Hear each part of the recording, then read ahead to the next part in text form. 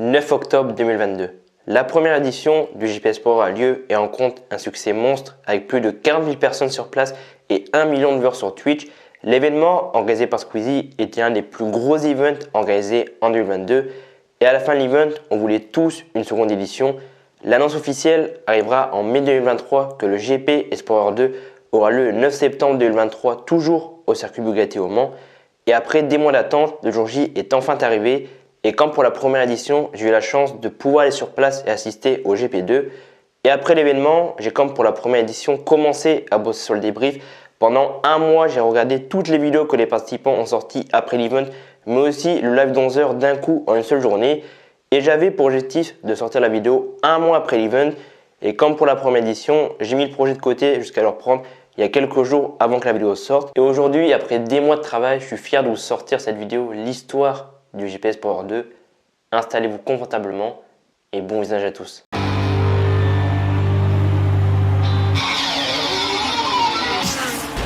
Bienvenue à tous et à toutes pour le GP Explorer. Un seul vainqueur à la fin de cette journée. Qui aura la chance d'être sur la première place du podium? Je suis comme un fou, le public est fou aussi, ça y est.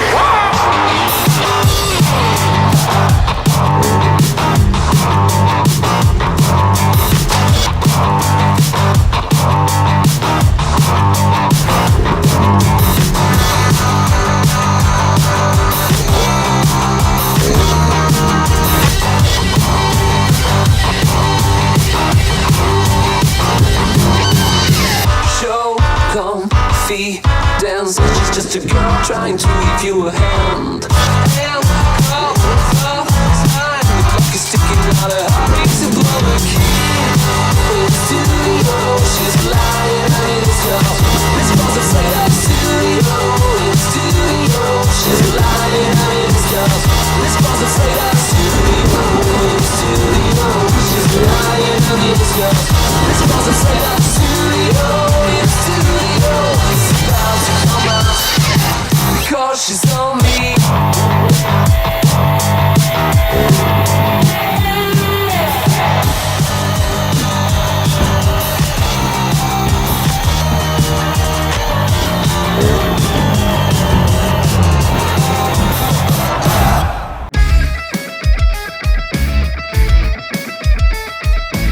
Qu'est-ce que c'était que cet événement? Mais juste magistral les gars, sans déconner. La première édition, on était tous en mode mais qu'est-ce qu'on vient de vivre vraiment? Stop, avant que la vidéo reprenne, j'ai oublié de faire le classement des livrets. Donc je vais faire un classement des livrets, donc les 12 livrets qu'on a eu pour JP Explorer 2.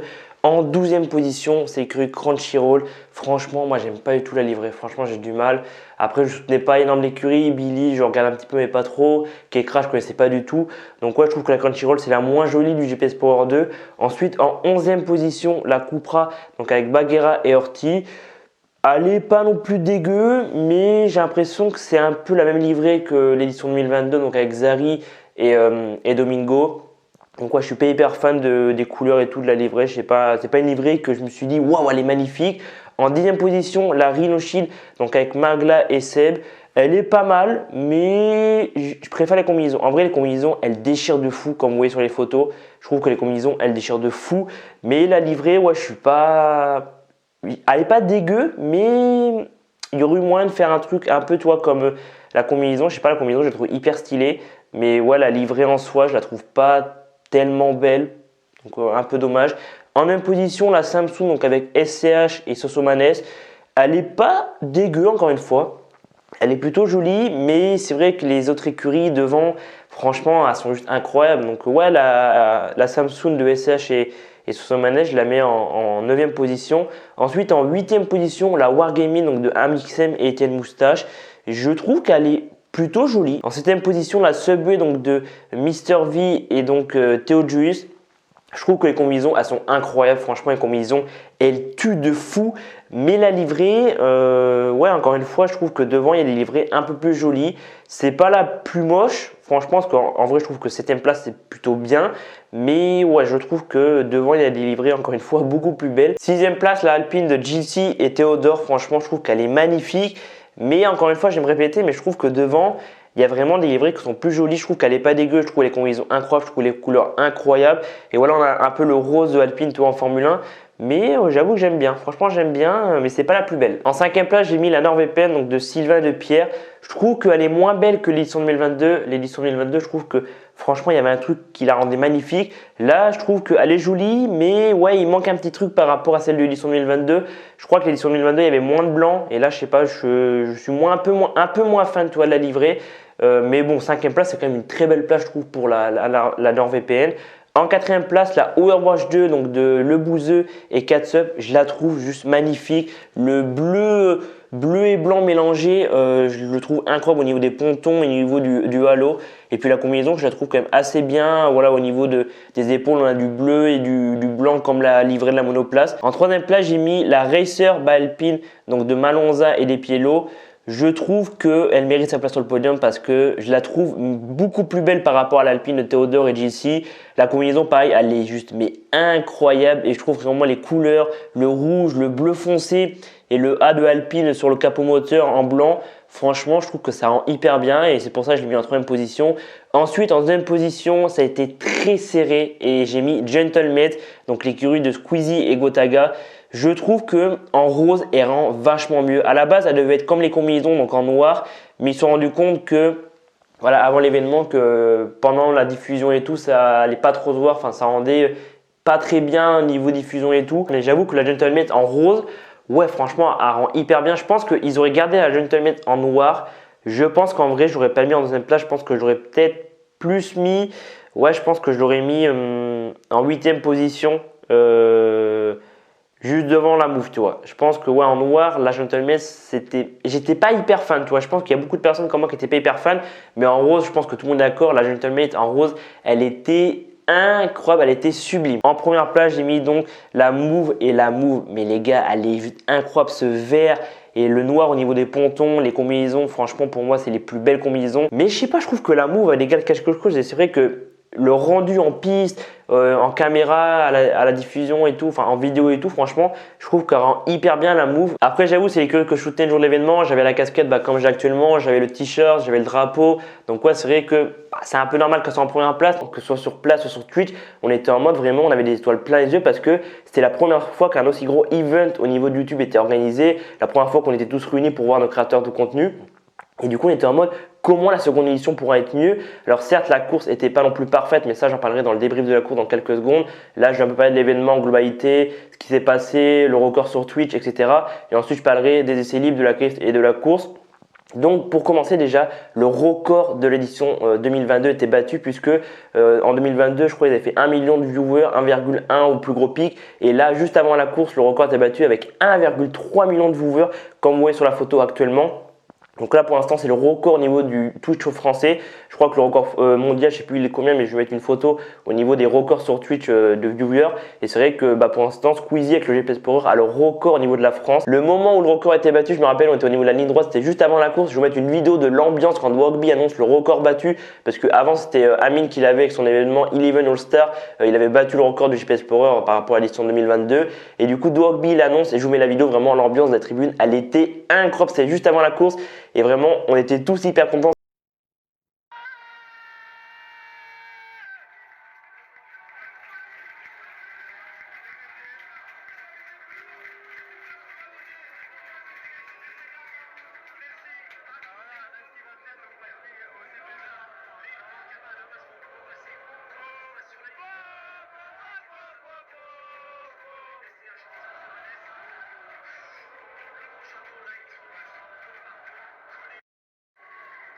Et rien qu'au niveau de l'organisation, ce GP2, il était mais vachement mieux organisé que la première.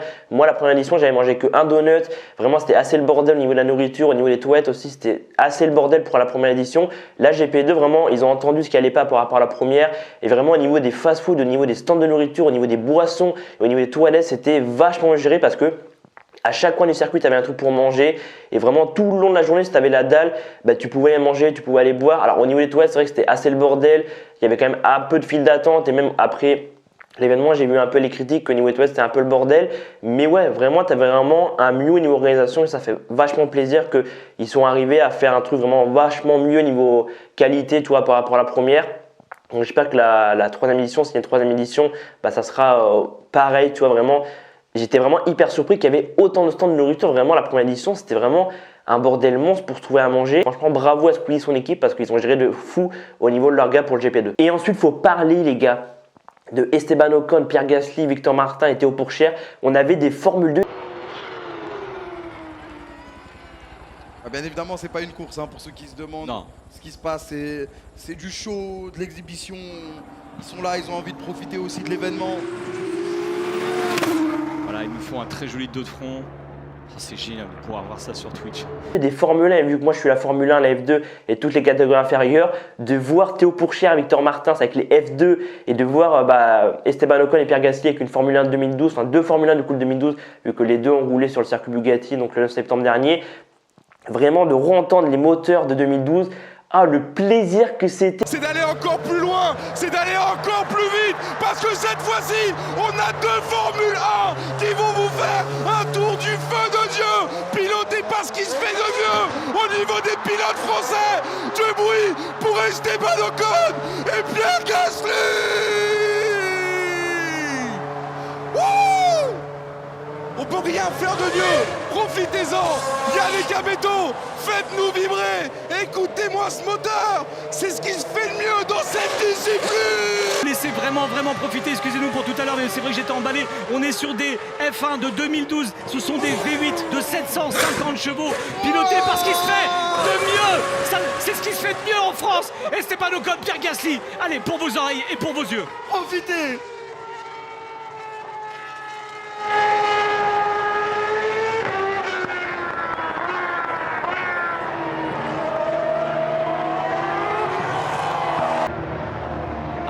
Je crois qu'on va avoir une petite surprise.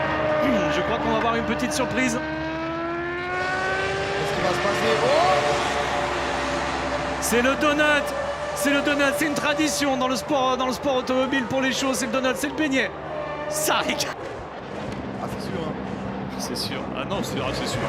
Et voilà.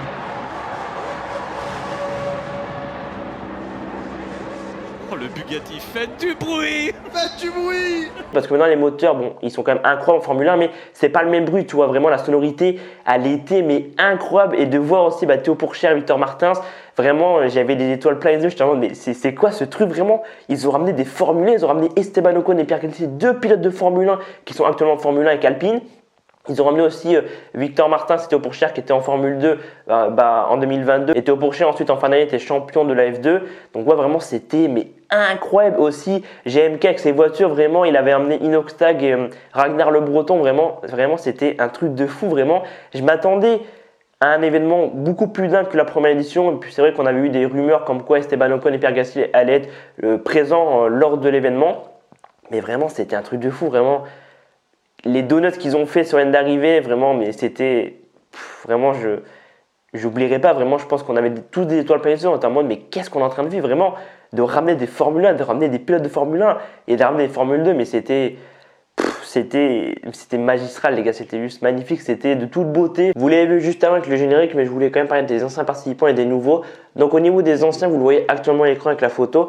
On avait donc Le Bouzeux et Katsop qui était de retour, tout comme Amixem et Etienne Moustache, Gilsi, Manonza et Despiello, Seb, Sylvain et Pierre et Squeezie et Gotaga. Donc là, c'est les 12 pilotes par rapport à la première édition du GPS Pro qui était de retour et qui avaient donc un peu d'expérience par rapport aux nouveaux. Les nouveaux, le voyez actuellement à l'écran avec la photo. Au niveau des nouveaux participants pour ce GP Explorer 2, on avait donc Macklin Biaggi, Anon R, Baguera et Orti, Théodore, Billy et Kekra, Magla, Mister V et Théodus et SCH et Sosomanes.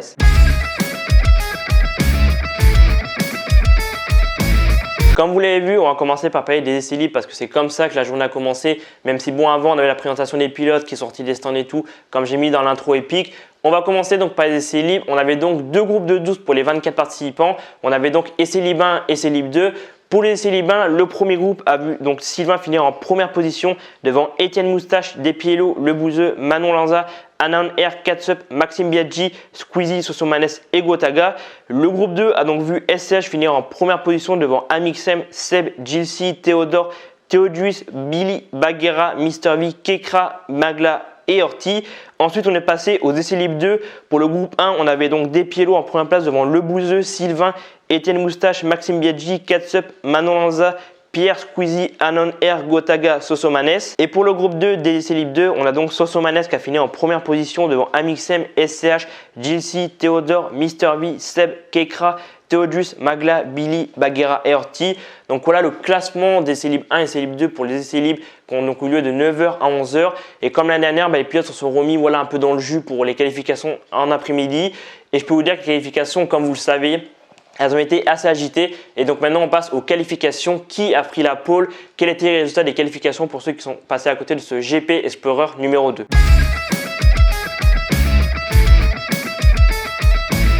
Les qualifications, les gars, c'était hyper serré. J'ai revu le live de 11h. Là, dimanche, de 9h à 21h, j'étais devant le live de 11h. Du coup, j'ai revu tout, essai libre, qualifié, tout. Et c'est vrai que sur place, je n'avais pas vu toutes les qualifs parce que j'étais en train de manger, j'étais en train de faire un peu le tour du village et tout.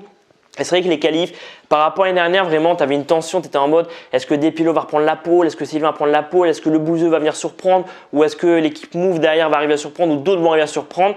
Et en vrai, les qualifications qui avaient lieu de 14 à 15h30 étaient juste incroyables. Donc je tiens à rappeler que les qualifications, on a eu 2 Q1 avec donc 2 groupes de 12. Comme pour les essais libres le matin. Le premier groupe a donc vu Despilo finir en première position devant Étienne Moustache, Le Bouzeux, Sylvain, Squeezie, Anon Air, Maxime Biaggi, Pierre, Sosomanes, Catsup et Manon.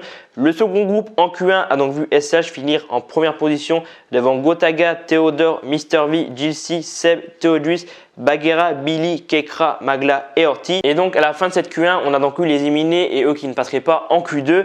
Et donc les éliminés de la Q1 étaient donc Jilcy avec l'écurie Alpine, Seb avec l'écurie Renault Shield, Theodrus avec l'écurie Subway, Bagheera avec l'écurie Cupra, Billy avec l'écurie Crunchyroll, Kekra avec l'écurie Crunchyroll, Magla avec l'écurie Rhino Shield et Horty avec l'écurie Cupra. En Q2, 12 minutes et on a donc eu Despilo toujours en première position devant Le Bouzeux, Sylvain, Anon Air, Étienne Moustache, Pierre, Maxime Biaggi, Sosomanes, Amixem, Squeezie, Manon Lanza, Catsup, SCH, Théodore, Mr V et Gotaga. Et donc les éliminés de la Q2 sont donc Manon Lanza, Catsup, SCH, Théodore, Mr V et Gotaga. Et donc la Q3 avec 10 minutes pour la Q3 et la Q3 c'était un truc de malade mental franchement. Sur place je peux vous dire que je pense que sur le live c'était incroyable mais sur place c'était un truc de malade mental. On entendait au microphone et tout et donc 10 minutes pour la Q3 et donc pole position, seconde pole position consécutive pour Despilo puisqu'il avait pris la pole position l'année dernière en 1:41.958. Cette année il a pris la pole en 1:42.461 donc ça a été moins rapide que l'année dernière mais vu que Squeezie est sorti à 1:30 de la fin si je ne me trompe pas. Tous les chronos qui étaient en amélioration, ils n'ont pas pu améliorer leur chrono. Donc pole position de Despilo pour la seconde édition du GP Explorer devant Étienne Moustache qui fait mieux que l'année dernière puisqu'il était P3 et Sylvain finit donc P3. Ils ont inversé leur position. Despilo, Étienne et Sylvain, voilà le top 3 des qualifications, de la Q3. Devant Le Bouzeux, Anon Air, Maxime Biaggi, Pierre, Amixem, Squeezie et Sosomanes. Donc Le Bouzeux toujours 4e derrière les 3 meilleurs comme l'année dernière. Et derrière, on a eu Anna on Air et Maxime Biaggi avec l'écurie Move, 2 nouveaux participants pour cette seconde édition qui ont beaucoup surpris.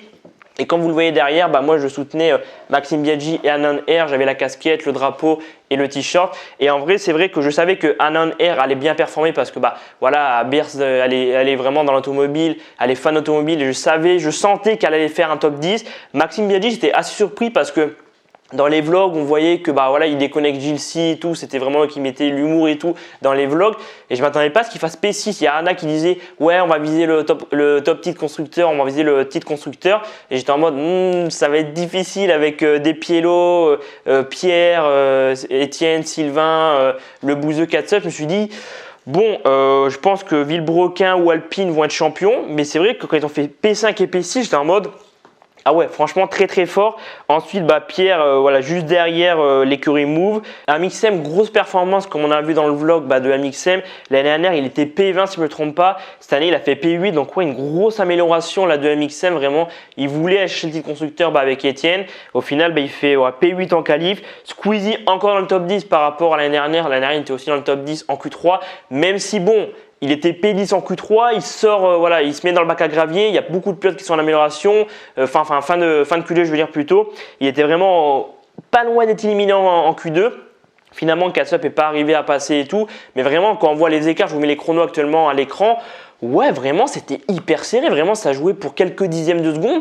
Ouais, j'étais en mode franchement, par rapport à l'année dernière, tu vois que les anciens, même les nouveaux sans déconner, Maxime Biaggi, Anon Air, Sosomanes, les gars, Sosomanes, voilà, 10e derrière Squeezie. Il y avait beaucoup de rumeurs qui disaient ouais, CH et tout, il est hyper performant, il va déglinguer tout le monde limite. Et au final, bon, voilà, il s'est un peu loupé et tout. Et Sosomanes, quand j'ai vu Pédi, je me suis dit, ah ouais, franchement fort. Donc ouais, les qualifications, vraiment, que ce soit Q1, Q2 ou Q3, il y avait vraiment du niveau, il y avait vraiment beaucoup de suspense et tout. Bon, on savait que les 3 premiers, ça allait jouer entre Despiello, Sylvain et Etienne. Le Bouzeux était pas loin derrière. Et je pense qu'en vrai, si Squeezie serait pas sorti en fin de Q3 dans le bac à gravier, il y a moyen que le Bouzeux, on n'a pas les chronos, mais le Bouzeux était en amélioration et je pense qu'il aurait peut-être pu chercher le top 3 et peut-être que du coup, en course, il aurait fait le podium. Franchement, il y avait du très très haut niveau cette année. Et ouais, franchement, tu vois vraiment qu'il y en a, ils ont vraiment upgrade par rapport à l'année dernière. Et donc maintenant, on passe à la course qui a fait quand même un peu polémique par rapport à celle de l'année dernière. Donc c'est parti pour la course. Je vais parler, je pense, pendant peut-être 5-10 minutes de la course. Donc c'est parti pour maintenant le débrief de la course. Let's go!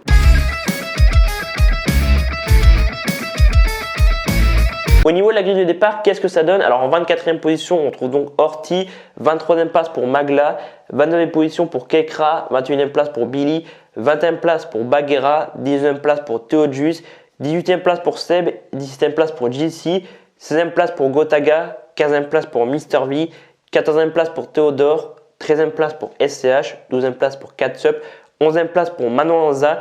On rentre dans le top 10 avec en 10e position Sosomanes, juste devant lui Squeezie en 9e position. 8e place pour Amixem, 7e place pour Pierre, 6e place pour Maxime Biaggi, 5e place pour Anon Air, 4e place pour le Bouzeux. Et enfin le top 3 de ce GP Espoir 2. 3e place pour Sylvain, le champion de l'édition 2022. 2e place pour Etienne Moustache. Et enfin en pole position, Despiello.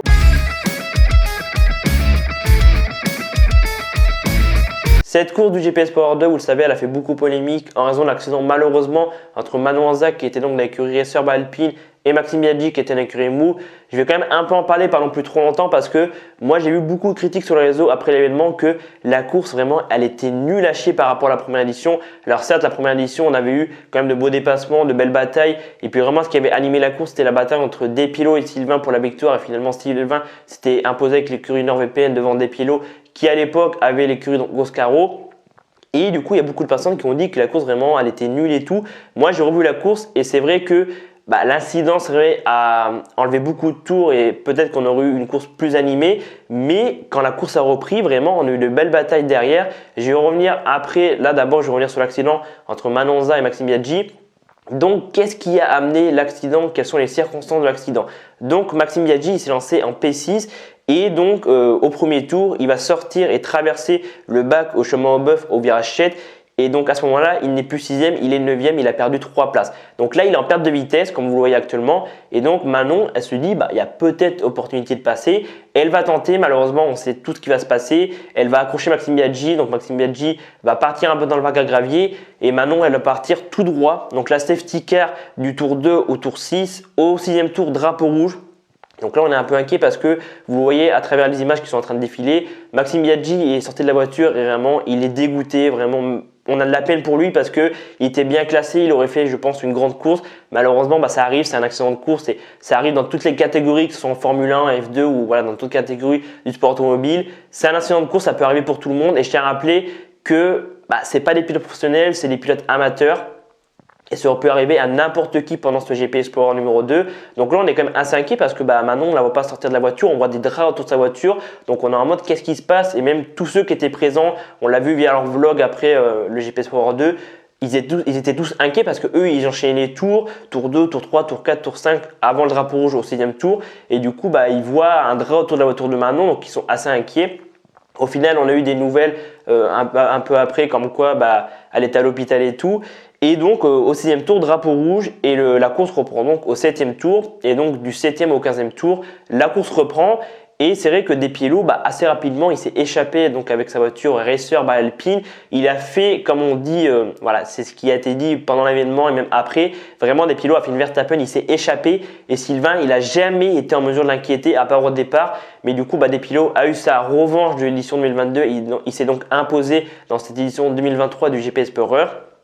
Et du coup, derrière, j'ai regardé la course et il y a eu vraiment de belles batailles. Je vais revenir un peu sur les dépassements qu'il y a eu par rapport à ce GP Explorer 2 en images, mais aussi en vidéo. Donc déjà, au départ, on a Sylvain qui passe Etienne pour la seconde position. Au premier tour, on a aussi une bataille entre GC et Gotaga. Au premier tour, on a aussi Baguera et Théodus qui s'affrontent. On a aussi Etienne qui a quand même, il faut le dire, il faut dire ce qui s'est passé. Etienne, il a tenu le rythme de Sylvain pendant quelques tours. Donc franchement, c'était quand même assez impressionnant.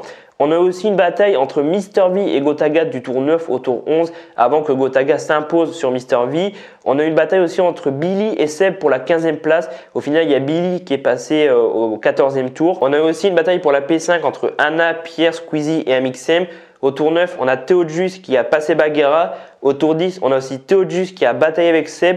Tour 10, on a Billy et Baguera et au final c'est Billy qui va s'imposer puisqu'il a passé Baguera au tour 11, donc au tour suivant. On a Gotaga qui vraiment a fait une très belle course puisqu'il a passé Théodore au 12e tour. Billy, il a passé Théodus au 12e tour et ensuite Mr V, c'est le dernier dépassement de la course, je me rappelle bien. Mr V, il a passé Théodore au 3e tour. Donc en vrai, la course n'était pas non plus ennuyante par rapport à la première édition. Certes, c'est vrai que l'accident, il y a beaucoup de personnes qui ont eu l'accident de Manon Anza et Maxime Biaggi, mais vraiment, je trouve que par rapport à la première édition, on a eu des dépassements comme pour la première édition. Et certes, c'est vrai que c'était peut-être pas aussi entraînant, aussi incroyable que la première édition, mais on a quand même eu une belle course. La seconde édition, certes, était peut-être moins bien au niveau de l'ambiance et que on n'a pas eu vraiment de bataille pour la victoire, mais c'est vrai que derrière ça a bien bataillé et je pense que c'est à souligner quand même. Il y a beaucoup de personnes qui n'ont pas tenu rigueur et je trouve ça dommage parce que on a quand même eu de très beaux dépassements par rapport à ce GPS Power 2, peut-être moins que la première édition. J'ai pas compté combien de dépassements on a eu sur la première édition en 2022 et là sur la seconde édition en 2023, mais je trouve qu'on a quand même eu de beaux dépassements, de belles batailles et vraiment des pilotes qui voulaient remonter, donc je pense qu'il faut quand même en tenir rigueur. Et au niveau des abandons, on a eu quand même quelques abandons. On a eu Billy qui a abandonné, on a eu Maxime Biaggi et Manon Rosa, et on a eu aussi Kekra et SCH qui ont abandonné. Donc au total, on a eu donc 6 abandons. Je me rappelle plus combien d'abandons on avait eu pour l'édition de 2022, mais je crois qu'on avait eu 2 abandons. Je crois qu'on avait eu Pierre et Xari, si je ne me trompe pas, et je crois que c'était les seuls abandons qu'on avait eu. Donc on a eu un peu plus d'abandons que la première édition. Moi, je pense que la course, franchement, elle a été un peu sous-estimé en mode ouais, il n'y a pas eu de dépassement, l'accident a un peu tout gâché. Je pense qu'en vrai, non, quand on regarde vraiment la course, à la reprise de la safety car, vraiment, tu prends du plaisir à regarder. Il y a des courses en Formule 1 ou même d'autres catégories. Tu te fais chier parce que très vite, genre Verstappen en ce moment, il remporte quasiment tous les grands prix.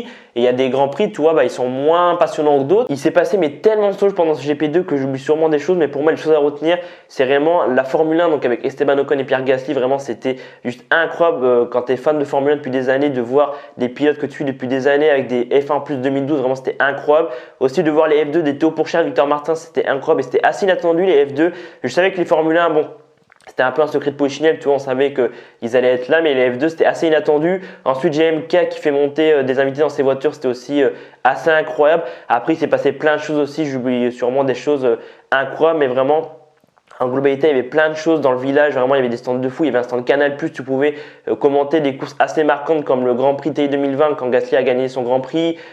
Tu pouvais commenter aussi Abu Dhabi 2021 quand Verstappen avait pris le titre à Hamilton. Lors du dernier tour, tu vois, vraiment, on avait plein de trucs au village. Il y avait aussi le concert.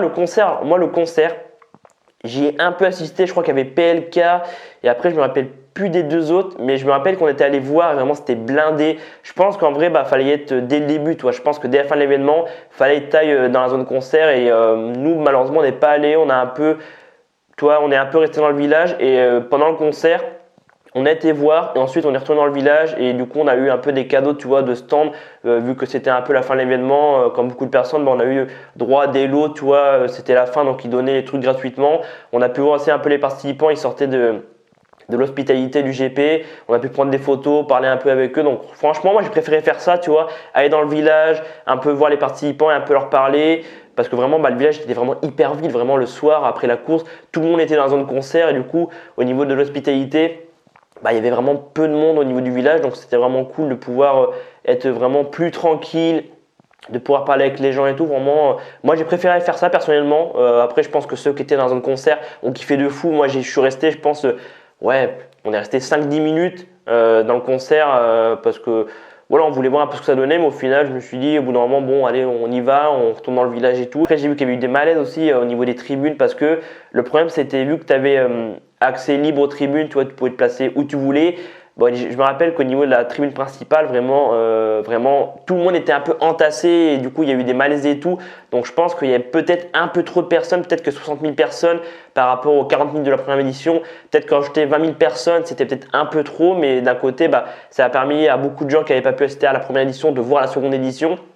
Mais c'est vrai qu'il y a eu beaucoup de malaises et tout à ce que j'ai vu. Donc, ouais, après il faisait hyper chaud aussi, vraiment la chaleur était vraiment hyper étouffante, donc ouais, de vraiment être entassé au niveau de la tribune principale, je peux comprendre qu'il y a eu des malaises, donc il faudra voir ce qu'ils vont faire pour la troisième édition. Est-ce qu'il y aura moins de places de prévu? On verra ce que ça donnera pour le GP3, si le GP3 a lieu bien évidemment.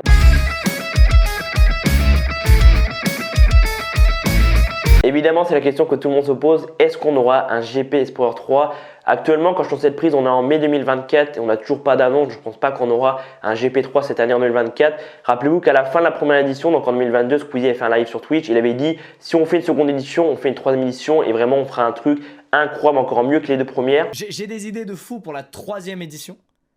Parce que, à mon avis, si on fait une 2, on fait une 3 et on s'arrête, tu vois, on va en faire 3. La troisième, genre tout au max, j'ai déjà des idées. Mais bon, je pense que là, depuis qu'il a sorti sa série sur Prime Video, début janvier, il est en pause. Là, il va reprendre les vidéos, je pense, cet été. Il avait dit cet été, il reprendrait les vidéos. Et je le vois mal annoncer, tu vois, dès qu'il revient sur YouTube, en mode GP Espoir 3 en septembre-octobre. Je pense que ça serait trop…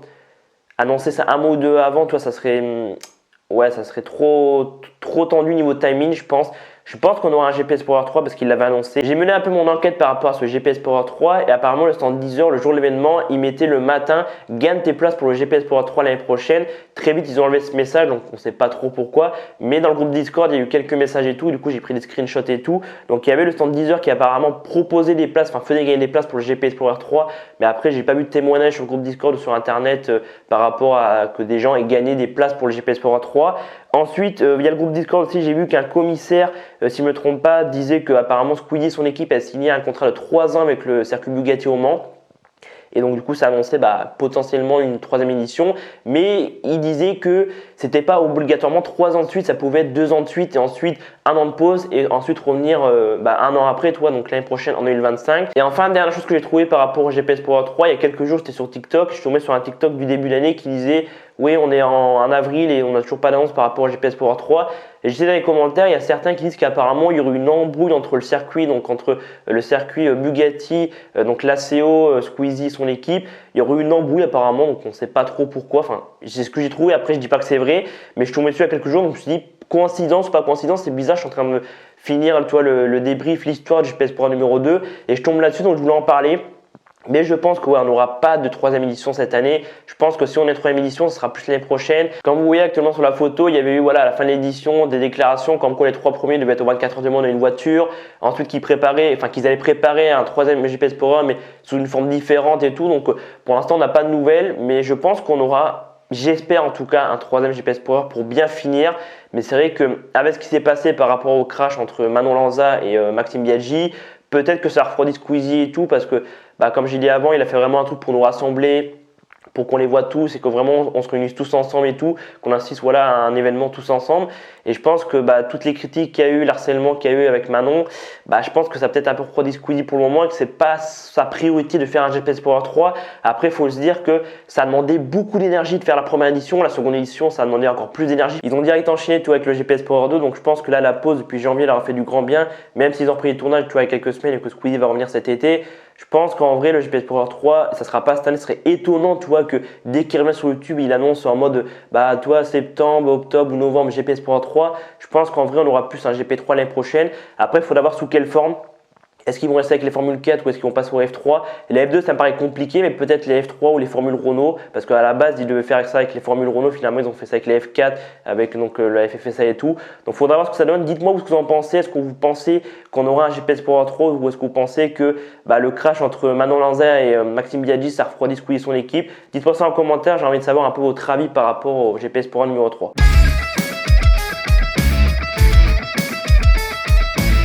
Voilà les gars, je m'arrête ici par rapport à l'histoire du GPS Power 2 et par rapport à ce débrief de la seconde édition du GPS Power qui s'est donc tenu le 9 septembre 2023 au circuit Bugatti au Mans.